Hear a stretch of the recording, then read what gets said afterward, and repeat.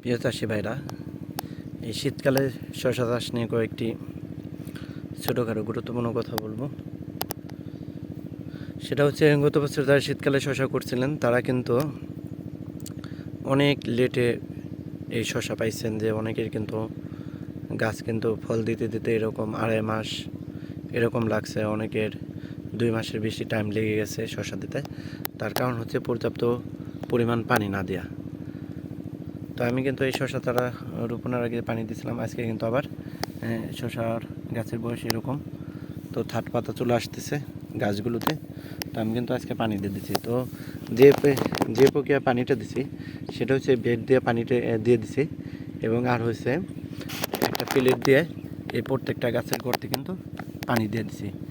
কিন্তু অনেক সময় কিন্তু এই বেডগুলো উঁচু নিচে থাকার কারণে কিন্তু পুরো বেড ভিজে না। তো পুরো বেড না ভিজলে এই চারাগুলো শিকড় কিন্তু এখনও গভীরে পৌঁছায় নাই, সেই জন্য নিচ থেকে পানিগুলো কিন্তু তেমন একটা টানতে পারে না। তো এই জন্য আজকে সেচ দিয়ে দিলাম। তো আবারও 1 সপ্তাহ পরে সেচ দিয়ে দেবো। কারণ হচ্ছে, আপনি যদি শীতকালে এই গাছগুলো ছোটো সময় থামায় রাখেন তাহলে কিন্তু বিভিন্ন রোগ জীবাণু চলে আসতে পারে।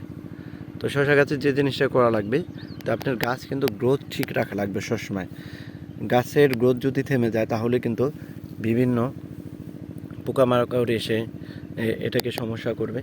আর যদি গাছের গ্রোথ একদম ভালো থাকে তাহলে কিন্তু পোকামাকড় এসে গাছগুলোকে কিন্তু তেমন একটা ক্ষতিগ্রস্ত করতে পারে না। তো এই জন্য সবসময় নিয়মিত সেচ দেওয়া।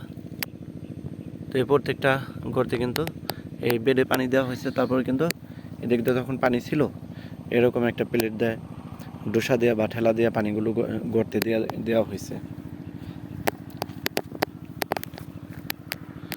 তো আশা করি রমজানের আগে চলে আসবে। কারণ হচ্ছে, যারা কিন্তু এই যে পানির কৃপণতা করবেন তাদের কিন্তু এরকম শশাগুলো গাছগুলো বাড়তে চাবে না। আর হচ্ছে, আমি প্রথম স্প্রেতে দেখাইছিলাম যে কনফিডারের সাথে ক্যাব্রিওটপ দিছি, এবং 3 দিন পর আমি কিন্তু আর একটা মাঝখানে দিয়ে দিছি। ওটা ভিডিও করার জন্য সময় পাইনি। তো ক্যাব্রিওটপের সাথে দিয়ে দিছি কনফিডর। আর হচ্ছে, যেসব জায়গায় চারা নষ্ট হয়ে গেছে সেসব জায়গায় কিন্তু চারা সেটিং করে দিছি, চারা বসাই দিছি।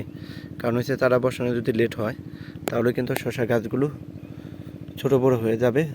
তো একটা গাছ ছোটো থাকবে, একটা গাছ বড় থাকবে, পরে ছোটো গাছে কিন্তু পুষ্টিগুলো টানতে পারে না, এবং সেক্ষেত্রে ওই ছোটো গাছগুলো পরবর্তীতে তেমন একটা ফলন দেয় না। এই জন্য গাছগুলো যাতে, একটা জিনিস নিশ্চিত করবেন যে এই যে গর্তগুলো আছে 1.5 ফিট পর পর একটা গর্ত জানি আপনার গাছ ছাড়া না থাকে।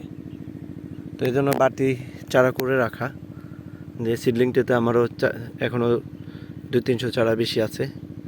এরপরে যদি 2-1টা জায়গায় মারা যায় তো সেগুলি বপন করব। বপন করার সাথে সাথে ঝাড় দিয়ে পানি দিয়ে দেবেন। তো তাহলে দেখবেন যে চারাগুলো ভালো। তবে শশা চাষের ক্ষেত্রে অবশ্যই, যেহেতু পানিটা বেশি লাগে, এই পানিটা নিয়মিতভাবে দেবেন। আর শীতকালে গাছ কিন্তু বাড়তে চায় না তেমন একটা, এজন্য পানিটা নিয়মিতভাবে দেবেন।